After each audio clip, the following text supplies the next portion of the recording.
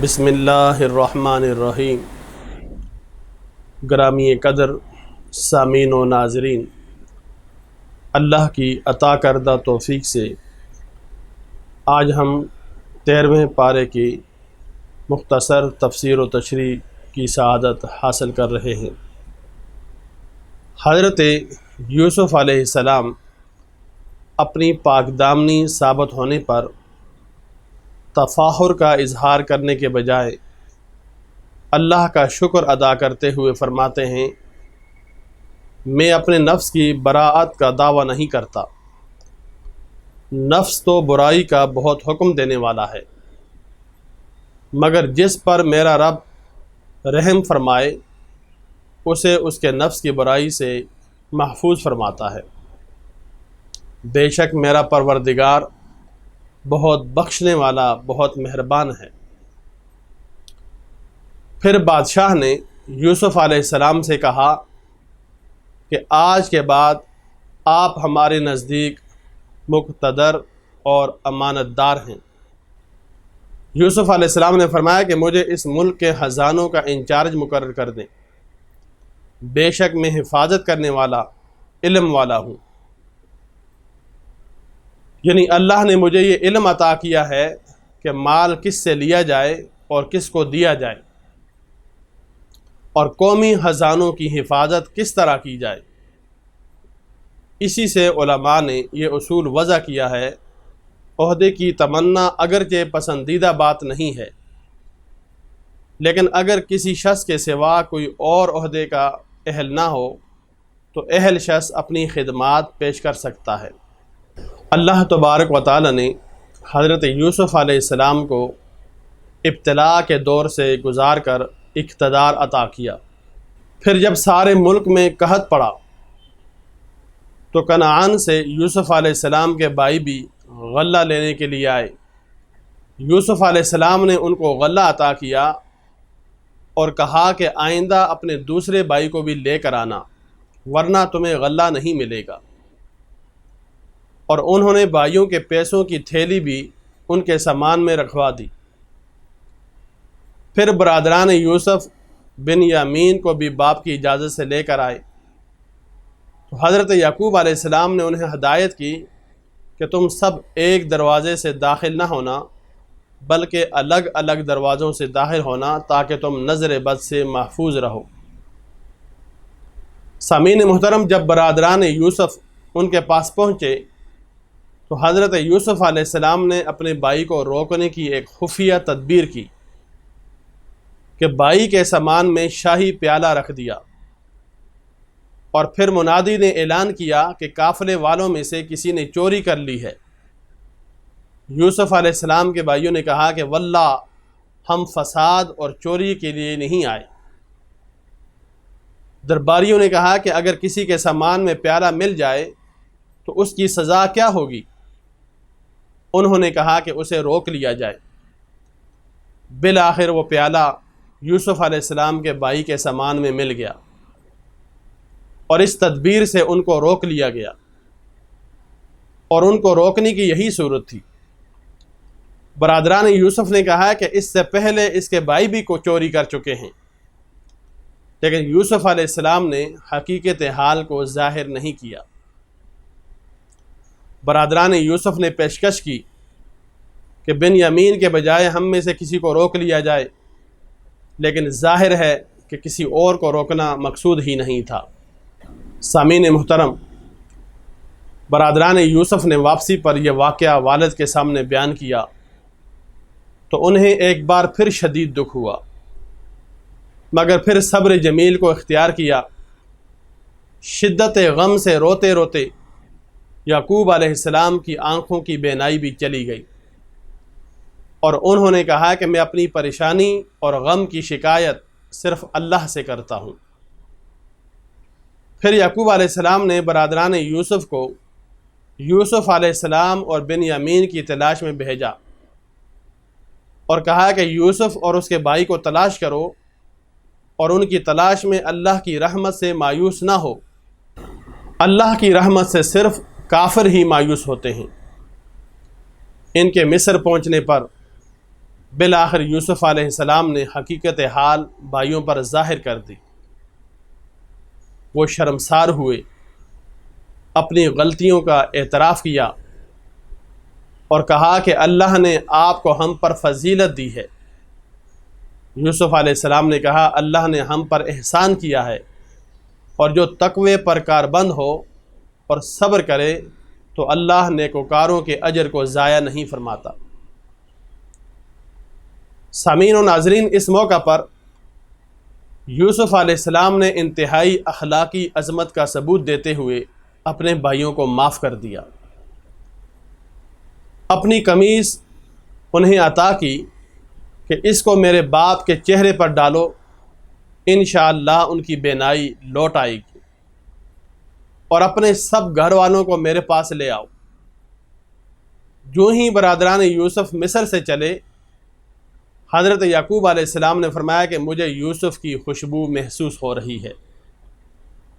اس پر موجود بیٹے کہنے لگے یہ بھی آپ پر یوسف کی پرانی محبت کا اثر ہے۔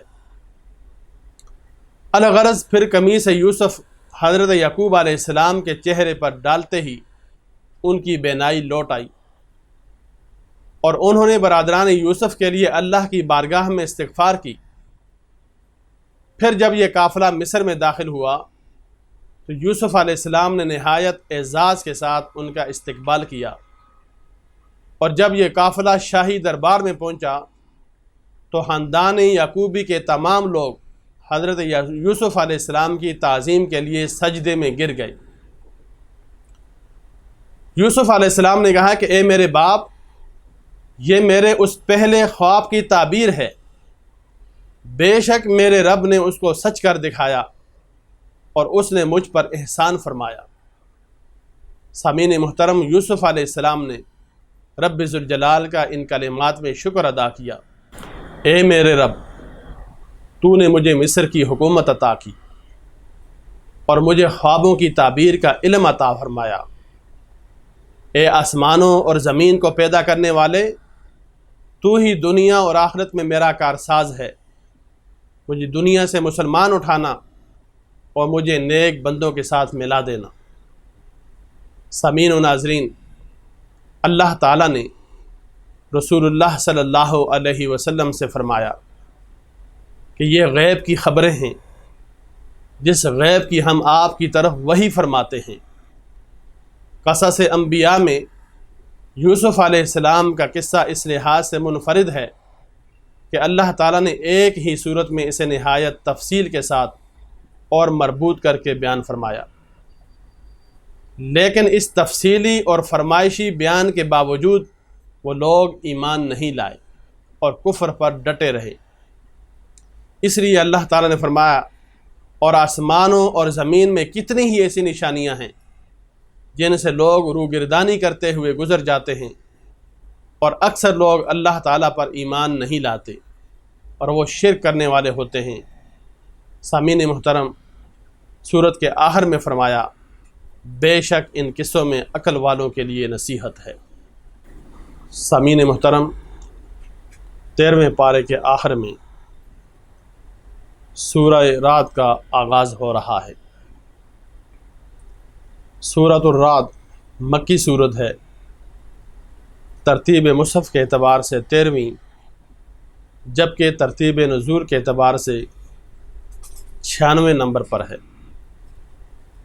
اس کی ایک آیت میں الرعد کا ذکر ہونے کی وجہ سے اس کا نام الرعد رکھا گیا ہے۔ اس صورت میں اللہ تبارک و تعالیٰ کی وحدانیت کے دلائل اور اللہ تعالیٰ کے مختلف صفات کا ذکر ہے۔ حیات بعد الموت کا بیان ہے، اللہ تعالیٰ کی قدرت و جلالت کو بیان کیا گیا ہے، اس کا بغیر ستونوں کے آسمانوں کو بلندی پر قائم رکھنا، سورج اور چاند کو ایک نظم کے تابع کر کے چلانا، زمین کا پھیلاؤ اور اس میں پہاڑوں کو لنگر کی طرح قائم رکھنا، دریاؤں کی روانی، نظام لیل و نہار، طرح طرح کے پھل، انگوروں اور کھجوروں کے باغات اور امور کائنات کی تدبیر وغیرہ۔ پھر فرمایا اہل عقل کے لیے اس میں نشانیاں ہیں۔ سامعین و ناظرین، آیت نمبر 8 میں فرمایا کہ اللہ ہر مادہ کے حمل اور رحم کے حالات کو جانتا ہے اور اس کے نزدیک ہر چیز کا ایک اندازہ ہے۔ آیت نمبر 9 اور 10 میں فرمایا کہ اللہ ہر پوشیدہ اور ظاہر چیز کو اور آہستہ سرگوشیوں اور بلند آواز کو جانتا ہے۔ آیت نمبر 11 میں قوموں کی سربلندی کا راز بتایا کہ حالات تب بدلتے ہیں جب کوئی خود کو بدلتا ہے۔ آگے چل کر فرمایا اللہ تمہیں کبھی ڈرانے کے لیے اور کبھی امید دلانے کے لیے بجلی کی چمک دکھاتا ہے اور بھاری بادل پیدا کرتا ہے۔ سامعین و ناظرین، آیت نمبر 13 میں رات کا ذکر ہے۔ اجسام فلکی یا بادلوں کی رگڑ سے جو آواز پیدا ہوتی ہے اس کو رات کہتے ہیں، اور ایک حدیث کی روح سے رات اس فرشتے کا نام ہے جو بادلوں کو چلانے پر مامور ہے۔ چنانچہ فرمایا کہ یہ معین فرشتہ اس کی حمد کے ساتھ تسبیح کرتا ہے اور باقی فرشتے بھی اس کے خوف سے حمد و تسبیح کرتے ہیں۔ آیت نمبر 14 میں فرمایا کہ پکارنے کے لائق صرف اللہ کی ذات ہے جو پکار کا جواب سن کر دیتا ہے، جبکہ معبودان باطل پکار کا جواب دینے سے عاجز ہیں اور کافروں کی پکار رائیگاں ہے۔ آیت نمبر 15 میں فرمایا آسمانوں اور زمین میں جو بھی چیز ہے وہ سب خوشی اور ناخوشی سے اللہ ہی کے لیے سجدہ کر رہی ہے، یعنی مظاہر کائنات میں سے ہر چیز کا قادر مطلق کی جانب سے تفویض کی ہوئی اپنی ڈیوٹی کو انجام دینا یہ اس کی عبادت ہے۔ آیت نمبر 16 میں فرمایا کہ اللہ کو چھوڑ کر تم کیوں کر ایسے باطل معبودوں کی پرستش کرتے ہو جو دوسروں کو تو چھوڑیے خود اپنے نفع و ضرر کے بھی مالک نہیں؟ کیا بینا اور نابینا، ظلمت اور نور برابر ہو سکتے ہیں؟ کیا مشرکوں کے معبودوں نے بھی اللہ کی طرح کوئی مخلوق پیدا کی ہے؟ نہیں، ہرگز نہیں، بلکہ ہر چیز کا خالق اللہ تبارک و تعالی ہے۔ آیت نمبر 17 سے فرمایا کہ آسمان سے برسنے والی بارش کے نتیجے میں ندی نالے جاری ہوتے ہیں، پھر سیلاب سے بلبلے والے جاگ پیدا ہوتے ہیں۔ آگے چل کر زمین میں باقی رہنے کے اصول بیان کرتے ہوئے فرمایا پس رہا جاگ تو وہ تو بے فائدہ ہونے کی وجہ سے زائل ہو جاتا ہے، لیکن جو چیز لوگوں کو فائدہ پہنچاتی ہے وہ زمین میں باقی رہتی ہے۔ پھر فرمایا اللہ تعالیٰ حق اور باطل کے فرق کو واضح کرنے کے لیے اسی طرح مثالیں بیان فرماتا ہے۔ سامعین و ناظرین، آیت نمبر 18 میں اللہ تعالیٰ کا حکم ماننے والوں کے لیے بلائی ہی بلائی اور نافرمانوں سے کسی قسم کے فدیے کے قبول نہ کرنے کا بیان ہے۔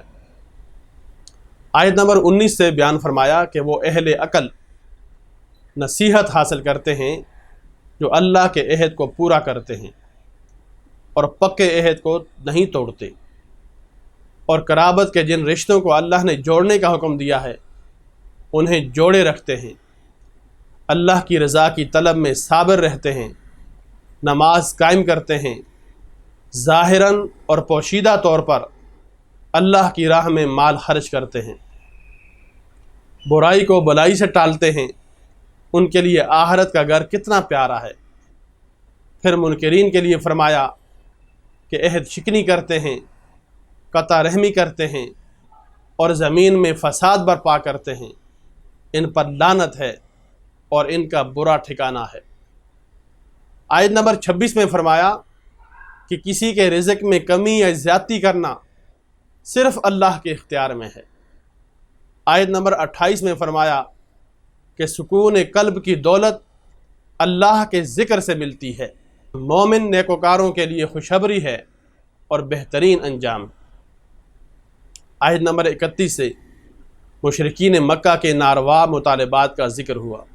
وہ کہتے ہیں کہ کوئی ایسا قرآن ہوتا کہ جس سے پہاڑ چل پڑتے، زمین پھٹ جاتی، مردے کلام کرنے لگتے، تو اللہ نے فرمایا یہ سب چیزیں اللہ کے اختیار میں ہیں۔ مسلمان کافروں کی ان بیہودہ باتوں سے نا امید نہ ہوں۔ اگر اللہ کی مشیت اس میں ہوتی کہ سب اطاعت گزار ہو جائیں تو وہ سب لوگوں کو ہدایت دے دیتا۔ یعنی اس کی حکمت اسی میں ہے کہ اپنے اختیار سے نیکی کرنے والوں کو جزا ملے اور بدی کرنے والوں کو سزا ملے۔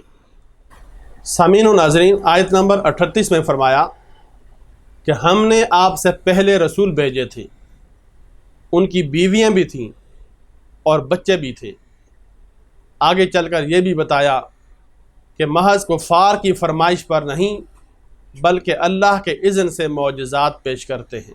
سامعین و ناظرین، اب یہاں سے سورہ ابراہیم کی مختصر تفسیر و تشریح کا آغاز ہو رہا ہے۔ سورہ ابراہیم مکی صورت ہے، ترتیب مصحف کے اعتبار سے 14ویں، جبکہ ترتیب نزول کے اعتبار سے 72 نمبر پر ہے۔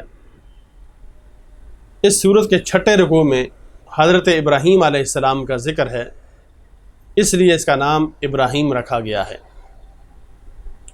سورہ ابراہیم کے شروع میں ایک بار پھر قرآن کی حقانیت اور اللہ تعالیٰ کی قدرت و اختیار کا ذکر ہوا، لیکن کفار آخرت پر دنیا کو ترجیح دیتے ہیں، حق کی راہ میں رکاوٹ بنتے ہیں اور کجی کے طلبگار رہتے ہیں۔ آیت نمبر 4 میں یہ بتایا کہ اللہ تعالیٰ نے ہر قوم کے درمیان جو رسول بھیجا وہ انہی کی زبان بولنے والا تھا، تاکہ وہ وضاحت کے ساتھ اللہ کے احکام کو بیان کر سکے اور لوگوں پر اللہ کی حجت قائم ہو جائے۔ آیت نمبر 6 سے ایک بار پھر حضرت موسیٰ علیہ السلام اور آپ کی قوم کا ذکر ہے کہ حضرت موسیٰ علیہ السلام نے ان سے اللہ تعالیٰ کی نعمتوں کو یاد کرنے، اللہ کا شکر ادا کرنے اور ناشکری نہ کرنے کا کہا، اور فرمایا کہ اگر تمام روئے زمین والے مل کر بھی کفر کو اختیار کریں تو اللہ تعالیٰ کی قدرت و جلالت میں کوئی فرق واقع نہیں ہوگا، وہ تمام جہانوں سے بے نیاز ہے۔ آیت نمبر 13 سے بتایا کہ ہر دور کے کافروں نے اپنے عہد کے رسولوں سے لا یعنی اور جہالت پر مبنی بحثیں کیں اور اپنے آباء و اجداد کے دین پر ڈٹے رہے اور انبیاء سے معجزات کی فرمائشیں کرتے رہے، اور جب لاجواب ہوتے تو انبیاء سے کہتے کہ تم ہمارے دین میں واپس آ جاؤ ورنہ ہم تمہیں جلا وطن کر دیں گے، اور انجام کار ہر جابر سرکش ہلاک ہوا۔ آیت نمبر 18 میں بتایا کہ کافروں کے اعمال کی مثال اس راکھ کی سی ہے کہ سخت آندھی کے دن تیز ہوا کا جھونکا آئے اور سب اڑا کر لے جائے۔ آیت نمبر 21 سے بتایا کہ سب کفار آخرت میں اللہ تعالیٰ کی عدالت میں پیش ہوں گے۔ ان کے کمزور اپنے بڑوں سے کہیں گے کہ دنیا میں ہم تمہاری پیروی کرتے تھے، کہ اب اللہ کے عذاب سے نجات کے لیے تم ہمارے کسی کام آؤ گے؟ وہ کہیں گے کہ ہمیں خود کوئی چھڑانے والا نہیں۔ اسی طرح شیطان بھی اپنے پیروکاروں سے اپنا دامن جھاڑ لے گا اور کہے گا کہ تم نے اللہ کے سچے وعدے کو رد کیا اور میرے جھوٹے وعدے کو مانا، سو تم مجھے ملامت نہ کرو بلکہ اپنے آپ ہی کو ملامت کرو، اب ہم ایک دوسرے کے کام آنے والے نہیں۔ سامعین محترم، آیت نمبر 24 تا 26 میں اللہ تعالیٰ پاکیزہ کلمے کی برکات اور خبیث کلمے کی نحوست کو مثال کے ذریعے بیان فرماتا ہے۔ آیت نمبر 28 اور اس کے بعد میں اللہ تعالیٰ کی نعمتوں کو ناشکری سے بدلنے والوں اور اللہ کے ساتھ شریک بنانے والوں کے لیے جہنم کی وعید ہے۔ آیت نمبر 31 میں فرمایا کہ میرے مومن بندوں سے کہہ دو کہ قیامت سے پہلے نماز قائم کریں اور زکوٰۃ ادا کریں۔ آیت نمبر 32 سے ایک بار پھر اللہ تعالیٰ کی کائنات میں پھیلی ہوئی قدرت و جلالت کی نشانیوں کو بیان کر کے فرمایا، اور اگر تم اللہ کی نعمتوں کو شمار کرو تو شمار نہ کر سکو گے، بے شک انسان بہت ظالم، بہت ناشکرا ہے۔ آیت نمبر 35 میں حضرت ابراہیم علیہ السلام کی اللہ تعالیٰ سے مکہ کو شہر امن بنانے اور ان کو اور ان کی اولاد کو بت پرستی سے بچانے کی دعا اور بتوں کی مذمت کا ذکر ہے۔ سامعین و ناظرین، آیت نمبر 37 سے اس واقعے کا ذکر ہے کہ جب ابراہیم علیہ السلام اللہ کے حکم سے حضرت ہاجرہ اور اسماعیل علیہ السلام کو مکے کی بے آب و گیاہ زمین میں چھوڑ کر آئے تو رخصت ہوتے وقت اللہ سے دعا کی، اے ہمارے رب، میں نے اپنی بعض اولاد کو تیری حرمت والے گھر کے نزدیک بے آب و گیاہ وادی میں ٹھہرا دیا ہے تاکہ وہ نماز کو قائم رکھیں، اور لوگوں میں سے بعض کے دلوں کو ان کی طرف مائل فرما اور ان کو پھلوں سے روزی عطا فرما۔ آیت نمبر 39 سے ابراہیم علیہ السلام نے بڑھاپے میں حضرت اسماعیل و اسحاق علیہ السلام جیسی اولاد کے عطا کیے جانے پر اللہ کا شکر ادا کرتے ہوئے یہ دعا کی، اے میرے رب، مجھے ہمیشہ نماز قائم کرنے والا بنا دے اور میری بعض اولاد کو بھی۔ اے ہمارے رب، میری دعا کو قبول فرما۔ اے ہمارے رب، میرے ماں باپ اور سب مومنوں کی قیامت کے دن مغفرت فرما۔ سامعین و ناظرین، آیت نمبر 42 سے فرمایا کہ تم اللہ تعالیٰ کو غافلوں کی بدعمالیوں سے بے خبر نہ سمجھو، اللہ تعالیٰ تو انہیں اس دن تک ڈھیل دے رہا ہے جس دن دہشت سے سب کی آنکھیں کھلی کی کھلی رہ جائیں گی، لوگ سر اٹھائے بے تحاشا دوڑ رہے ہوں گے، ان کی پلک تک نہ جھپک سکے گی اور ان کے دل ہوا ہو رہے ہوں گے۔ اس دن ظالم یہ عرض کریں گے کہ اے ہمارے رب، ہمیں کچھ مہلت دے دے تاکہ ہم تیرے پیغام کو قبول کریں اور تیرے رسولوں کی پیروی کریں۔ اللہ تعالیٰ فرمائے گا، کیا تم نے اس سے پہلے یہ قسمیں نہیں کھائی تھیں کہ تم پر بالکل زوال نہیں آئے گا؟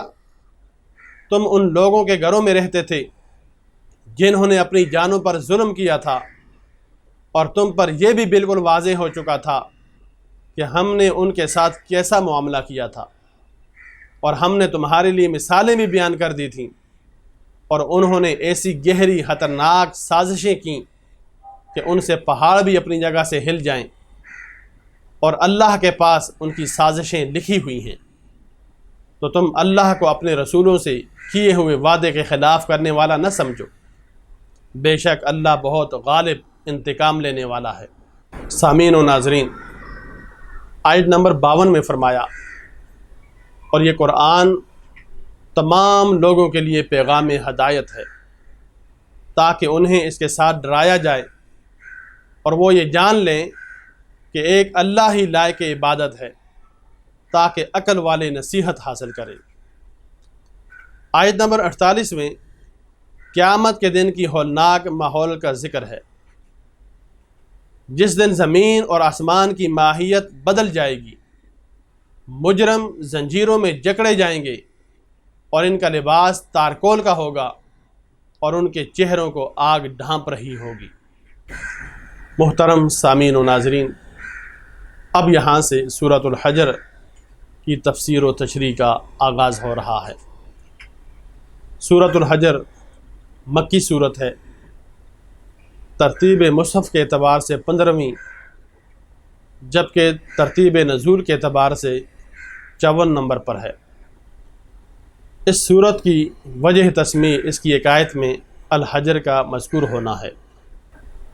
گرامی قدر سامعین و ناظرین، اللہ کی عطا کردہ توفیق سے آج ہم 13ویں پارے کی مختصر تفسیر و تشریح بیان کرنے کی سعادت پا چکے ہیں۔ دعا ہے کہ اللہ تبارک و تعالی مجھے اور آپ کو ان تعلیمات پر عمل پیرا ہونے کی توفیق نصیب فرمائے، آمین۔